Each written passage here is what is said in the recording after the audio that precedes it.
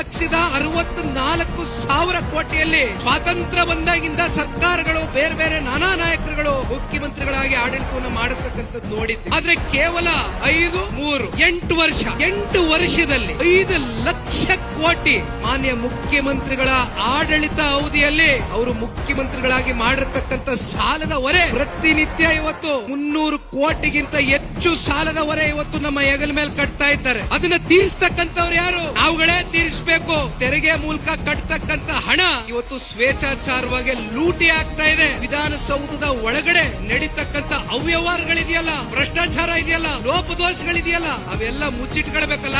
ವಿಧಾನಸೌಧದ ಕಟ್ಟಡದ ಒಳಗಡೆ ಇಷ್ಟು ವರ್ಷಗಳ ಕಾಲ ಮಾಧ್ಯಮದವರು ಬಂದು ಸುದ್ದಿಯನ್ನ ಇವತ್ತು ಈ ರಾಜ್ಯದ ಜನತೆಗೆ ಬಿತ್ತರಿಸ್ತಾ ಇದ್ರು. ಅಂತ ಮಾಧ್ಯಮದವರ ಮೇಲೂ ಕೂಡ ಇವತ್ತು ನಿರ್ಬಂಧವನ್ನ ಹೇರಿದ್ದಾರೆ ಅಂದ್ರೆ ಈ ರಾಜ್ಯ ಸರ್ಕಾರ ಎಂತ ಭ್ರಷ್ಟ ಸರ್ಕಾರ ಅಂತಕ್ಕಂಥದ್ನ ಬಹುಶಃ ಇದೊಂದು ಸಣ್ಣ ಉದಾಹರಣೆಯಲ್ಲಿ ನಾವು ತಿಳ್ಕೊಳ್ಬೇಕಾಗ್ತದೆ.